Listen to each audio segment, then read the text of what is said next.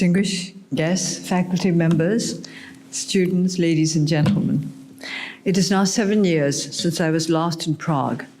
During this time, many changes have taken place in my country, and some of these changes may be reminiscent of what happened here 30 years ago in the immediate aftermath of the Velvet Revolution. Myanmar and other countries like us, grappling with the enormous task of nation building, observed your revolution with admiration and perhaps more than a little envy. Now, 30 years after, you stand as one of the safest, most peaceful countries in the world, more than ever admirable and enviable. And yet, some Czech friends claim that you are still in a process of transition. This gives us encouragement and renews our strength to continue meeting the challenges of our own transition.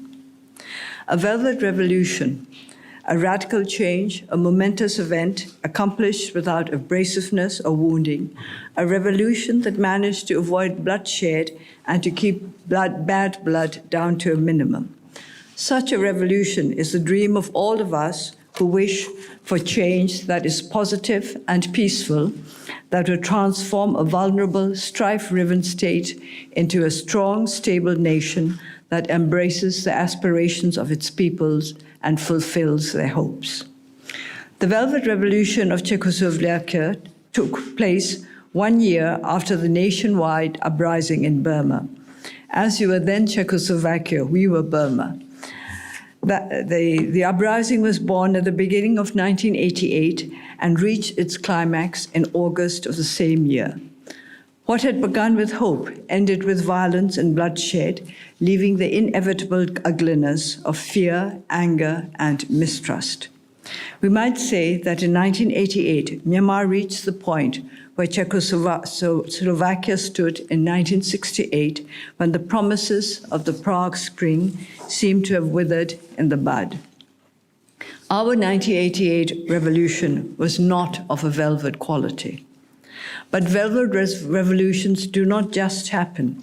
It takes time and perseverance to gather together the necessary men and materials and to work these with painstakingly acquired skills to produce beauty and durability. The Velvet Revolution of Czechoslovakia was an invaluable product of the principal struggle of the late Mr. Václav Havel and the Civic Forum and others of like mind who believed in the possibility and desirability of living in truth. Over many years, Mr. Havel and his comrades nurtured the seedlings of a movement for freedom and democracy that grew into a peaceful process of transition. The fruits of this transition we see before us today: a thriving and free republic that is a model for peace, stability, healthcare, education, market economy, and democratic governance. At this point, I would like to pay a heartfelt tribute to Mr. Václav Havel and other champions of the Czech people, whose vision and courage created the modern, thriving Czech Republic. Their contributions were not limited to this country alone. They gave hope to many peoples all over the world and inspired them to remain strong, to keep alive their faith, and never to lose hope. Very few transitions are smooth sailing.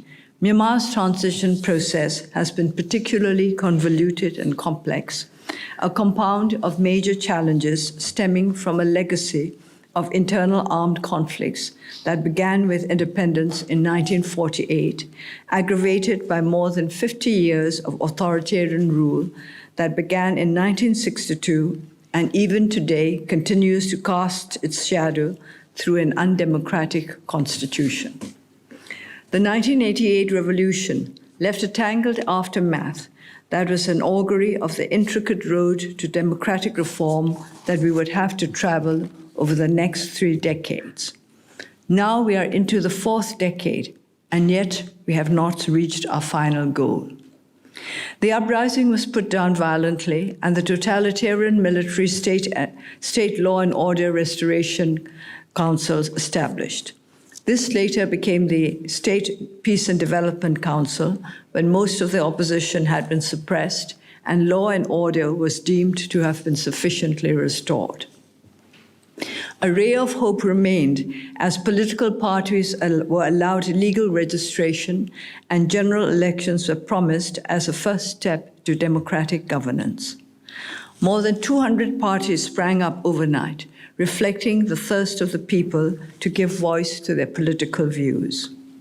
However, when the overwhelming desire of the public for an end to authoritarianism became evident, and the National League for Democracy emerged as a party that enjoyed the strong support of our people, political repression became the order of the day. Intimidations and arrests increased in frequency, and many began to doubt the sincerity of the junta. Some asserted that the only way to reform was through armed struggle and decided to join organizations that were engaged in armed conflict with the government. Throughout this turbulent period, even with a number of our top leaders under arrest, the National League for Democracy adhered firmly to its basic principles of non-violence and national reconciliation. To cut a long story short enough to fit into the time allowed for this talk, the NLD won more than 80% of the seats in the elections of 1990, but this unequivocal mandate of the people was ignored by the regime, and we entered a phase of prolonged struggle, during the course of which almost all the parties that had registered in 1988 disappeared.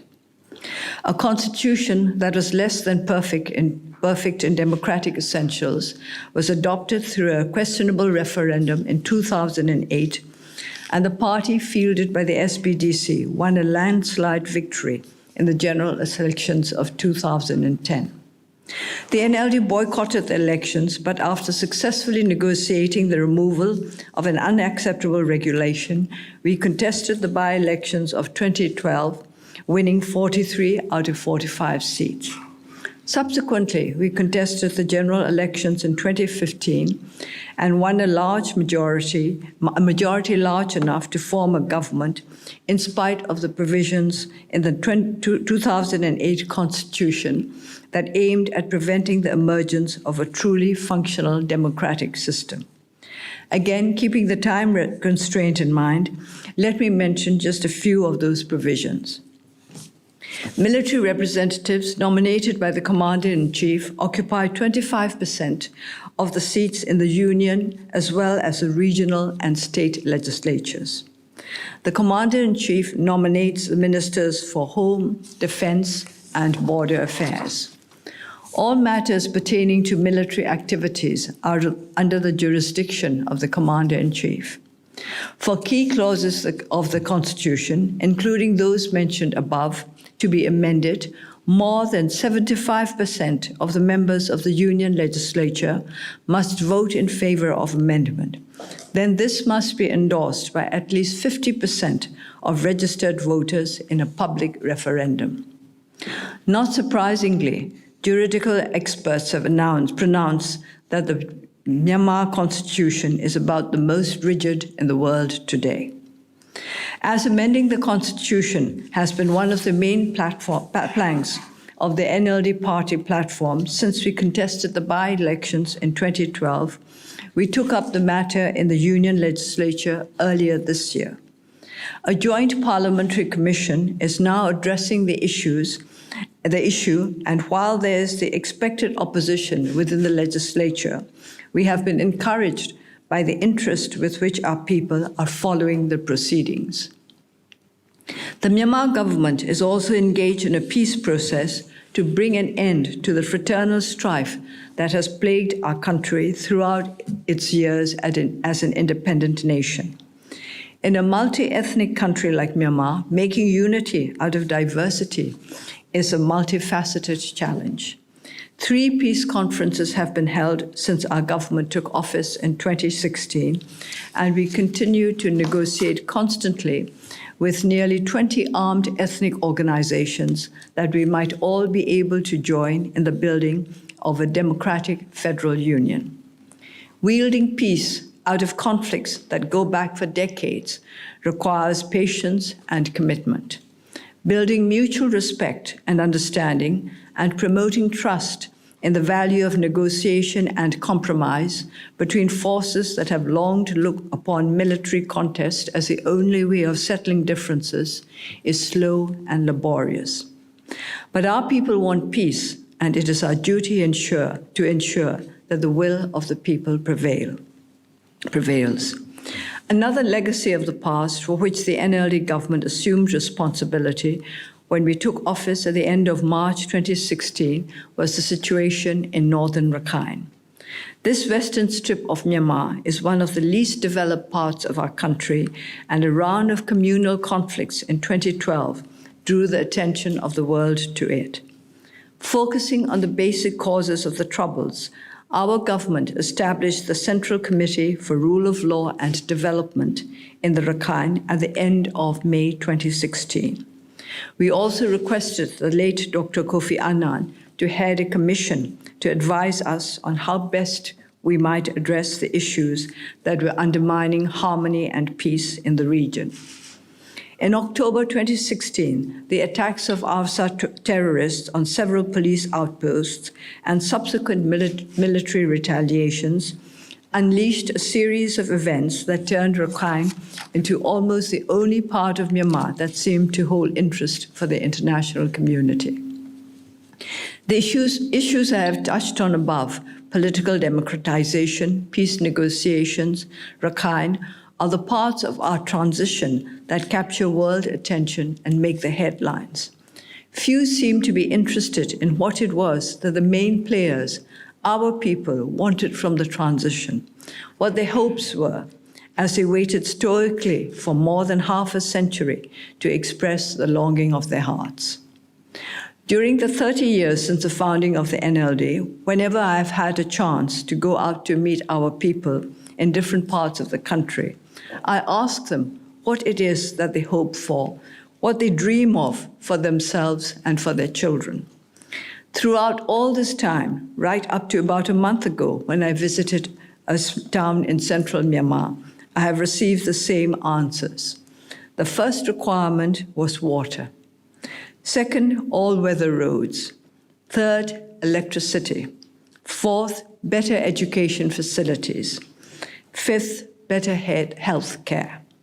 North, south, east, and west, not only were the needs the same, the sequence of their desires was exactly the same. How basic, how modest are their dreams, too simple to attract the interest of the world, but of paramount importance to us, to them. So when we assess how far our transition has come over the past 3 years, we see that access to both potable water and water for agriculture needs has increased significantly. Nearly 100,000 kilometers of highways have been upgraded, almost 1,000 kilometers of rural roads built, and 94 bridges constructed. Our electrification ratio will rise to 50% by the end of this year from 34% in 2016. With regard to education, there is so much I would like to discuss that I hope you will ask questions about it today, particularly about our school children. In the health sector, we have been concentrating on public health with the aim of reducing the need for tertiary health care as much as possible. We have made considerable progress, and I think our Ministry of Health and Sports would wish me to mention that the Global Fund termed Myanmar a model country in the campaign against the 3 diseases, HIV/AIDS, malaria, and tuberculosis. The Myanmar Health Promotion Team was also awarded the Dr. Lee Jong-wook Memorial Prize for Public Health 2019 in recognition of the community health clinics and their contribution to public health in hard-to-reach areas. Perhaps for developed countries, for a country like the Czech Republic, these are matters of small import. But for us, for our people, it could mean the difference between life and death. Myanmar and the Czech Republic, though geographically far apart, enjoy excellent relations as we share a common history of democratic transition. We believe that the Central European countries, which have themselves gone through their own democratic transitions, have a sympathetic understanding of the challenges we are facing.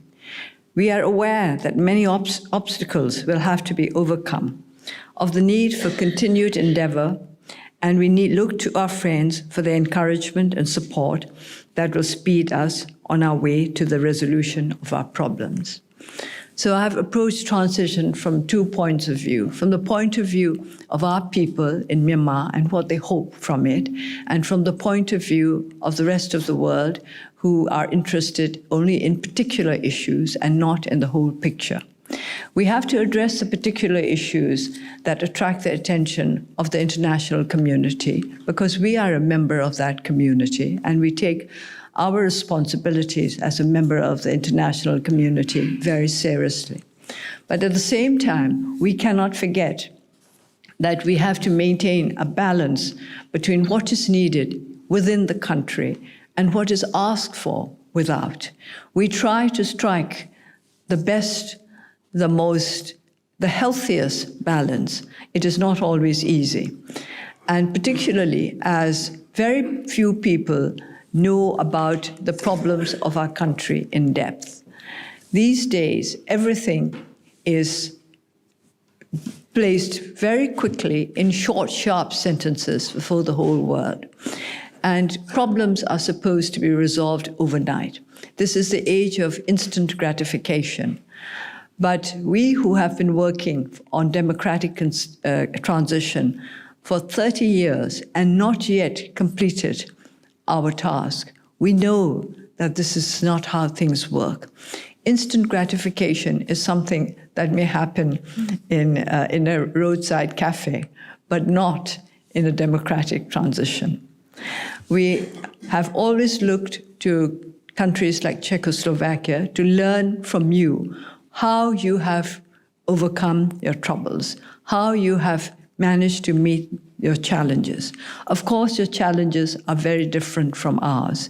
Even at the time of the Velvet Revolution in 1989, the Czechoslovakia, as it was then, could not have been said to be an undeveloped country. Industrialization came to the Czech lands very early on, long before we were even an independent nation. And the education system in this country has been continued throughout the years of communism, throughout the years of the war. Education has been upheld. I say this particularly because this is an educational institution. And our great weakness over the past decades of authoritarian rule has been the collapse of our education system. We find in our country that the best educated people are all above 65. That reflects on the changes that came about after authoritarian rule was instituted in our country. The education system that made Burma, as it was then, the most progressive country in Southeast Asia, was maintained for roughly for about a decade after the military junta took over. But then later this tailed off, and we were left with a couple of generations of people who had no access to the strength that education gives a people. We are trying to remedy it. As I said earlier, I'm particularly interested in the educational reforms that we have been able to institute in my country, because our children, our students, are our hope for the future. And I'm very optimistic about them, but I think it is for you to ask me what you want to know about our education system and about the other matters that I have mentioned, because I know that some are more interesting than others to any particular audience. So I understand that part of this meeting is going to be questions and answers.